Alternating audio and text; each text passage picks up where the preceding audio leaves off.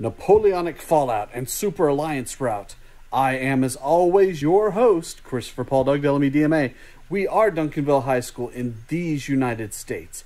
And today is November the 12th, 2021.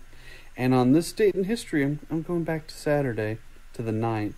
My grandparents would be married 81 years ago today if they were still alive. But they're both dead, and they got divorced like in 1965. So, yeah, they're probably still not going to be together.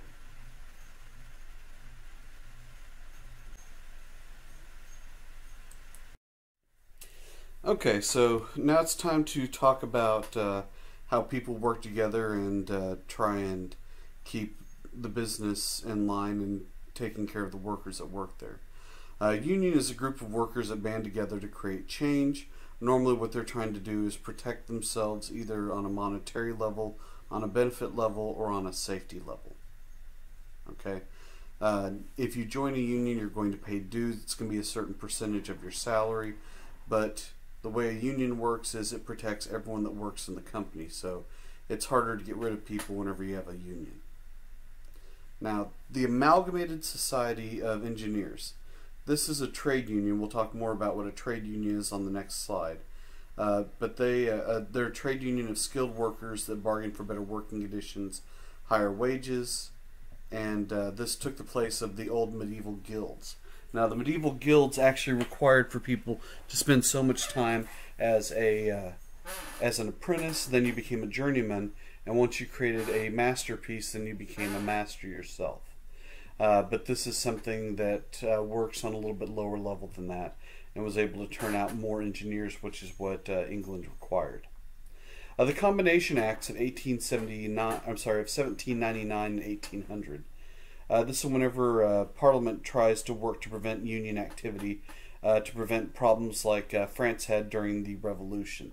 The thought was the unions were kind of one of the first groups that could get people together to foment rebellion. And so by avoiding having unions would prevent rebellions and revolutions like they had in France. And they were really concerned about this because of the number of the nobility that were killed during the French Revolution. So the trade unions, these are formed by skilled workers. They don't let anyone who's unskilled. So if you didn't have to do anything to really get your trade, you didn't spend a lot of time learning or apprenticing to be able to do it. These are people that worked in cotton spinners, iron workers, coal miners, and shipwrights. Okay, so you needed a specialized skill. It wasn't something that anyone could pick up.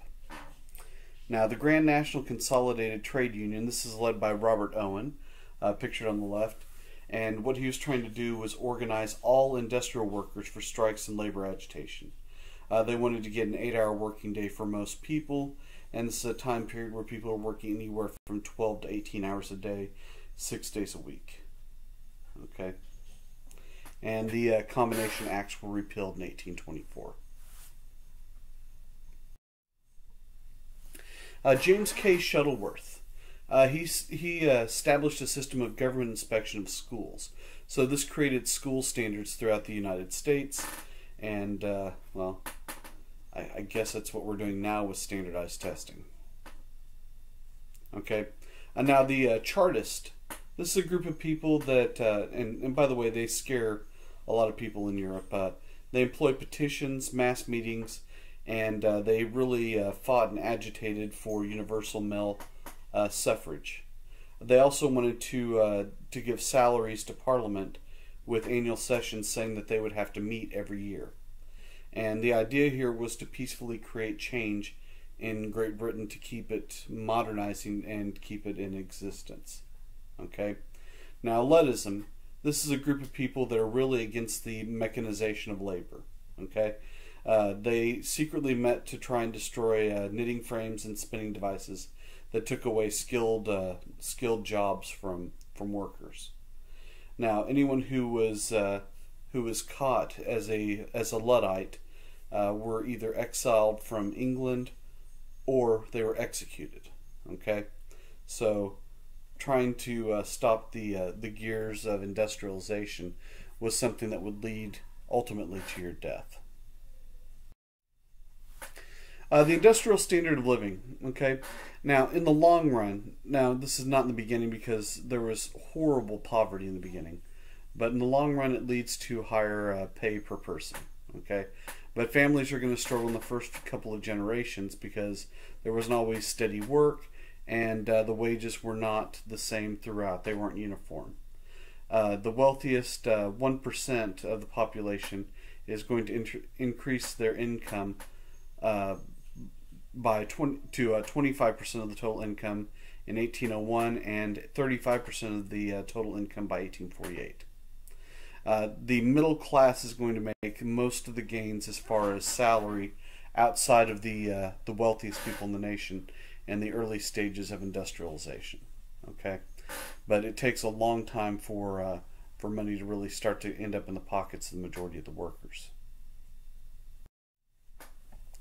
So the Congress of Vienna, or the Concert of Europe. You have this big major problem with Napoleon, and now you have to decide, what are we going to do to prevent something like this from ever happening again? Okay, so they bring back monarchies in France, Spain, and Naples. Now, if you remember, Napoleon was in charge of France. He put his brother in charge of Spain and had some other lackey in charge of Naples. Okay, they were trying to take care of nations and give them back their territory if it was lost to Napoleon. Okay, and so the balance of power. I don't know what's wrong with my pronunciation. The balance of power creates buffer states between France and other nations. So the Netherlands joins with the Austrian Netherlands, and Prussia joins with Piedmont, Sardinia, and Italy. So a lot of these nations are going to band together, and eventually, Prussia and Piedmont, Sardinia are going to form their own country, and the Austrian Netherlands are also going to form their own country, and then you have the Netherlands as well. So these are done in some type of way to check France's power.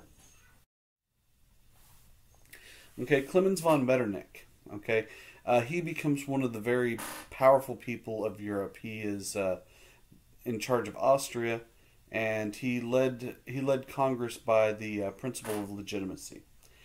He's tried to stop nationalism because of his multinational country.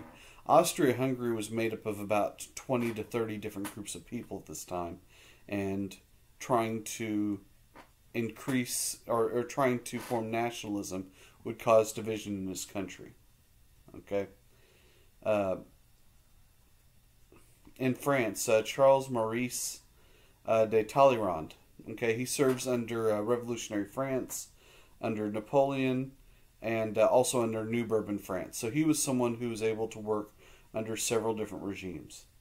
And it was his work that helps France get readmitted into the great powers. Okay?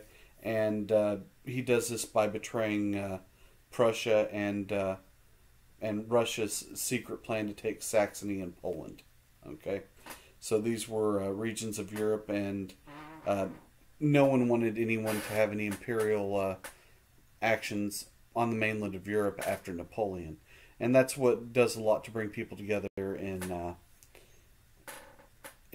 the Concert of Europe.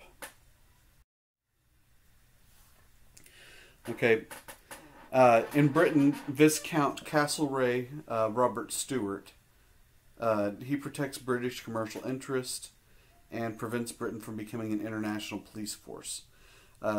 Basically, he is kind of what the reservationists were in the United States under Henry Cabot Lodge following World War I, where we didn't want to be part of this police force, where we'd have to send out our troops to go and, put down things going in other nations.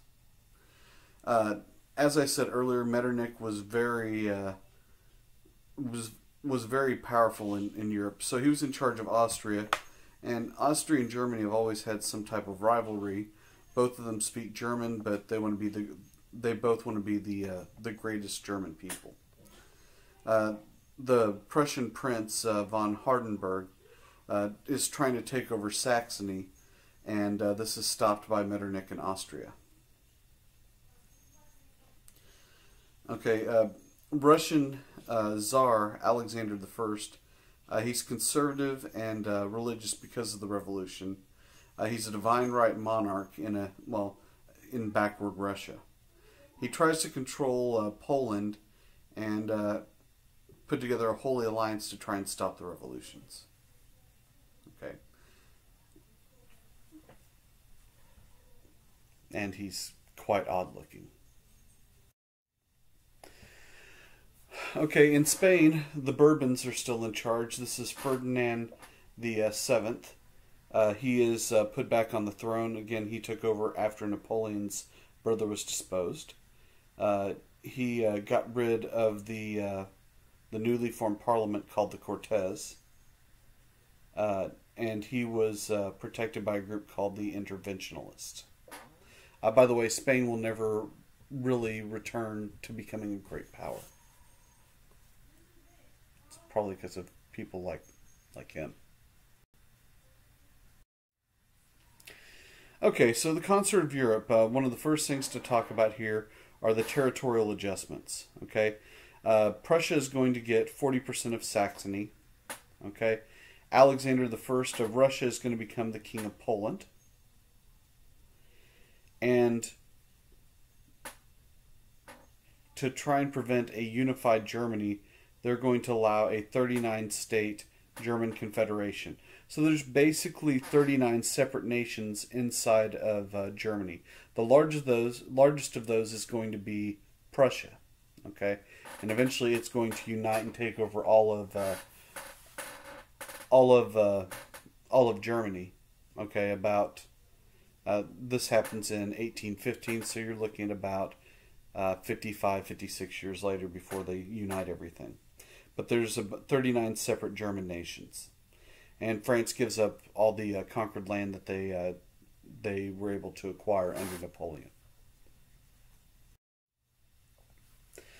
So to try and keep the peace in Europe, you have what's called the Quadruple Alliance. And this is Britain, Russia, Austria, and Prussia. Again, Prussia is a separate nation from Russia. Prussia is the country that will become Germany. Okay? Now, Russia, Austria, and Prussia are going to become the Holy Alliance to try and stop revolutions in Europe. Now, eventually, they're going to be joined by France, and these five nations together are going to be formed into what's called the Quintuple Alliance. And it's to try and do the same things. Although Britain's trying to stay out of the enforcement portion of this alliance.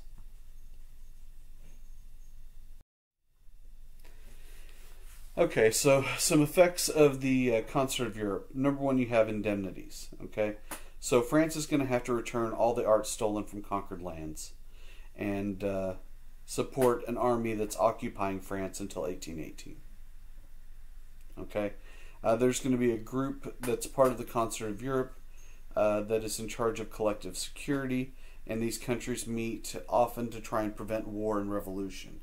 And this really works well until 1848, but there's no real major wars in Europe for 99 years.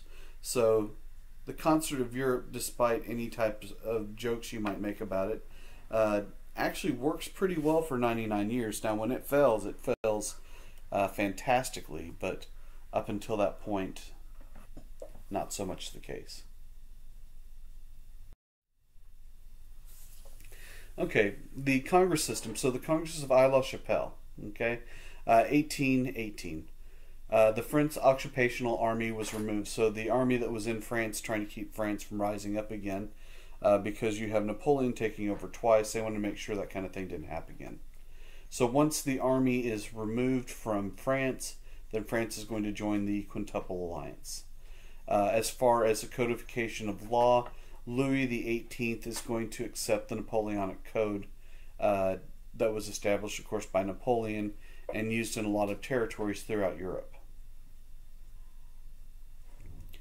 Okay, the Congress of Tropa in 1820, both Spain and Naples is part of northern Italy, they're going to accept constitutional limits on the royal power.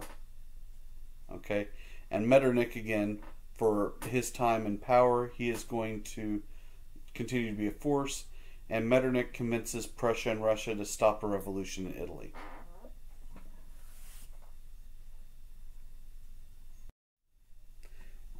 And this leads us to the end of today. We have a very short lesson, so hope everyone can get caught up on the work. Have a fantastic day. And if you have any questions, please let me know. Until then, don't cocaine and don't AIDS, and I will see you on the other side.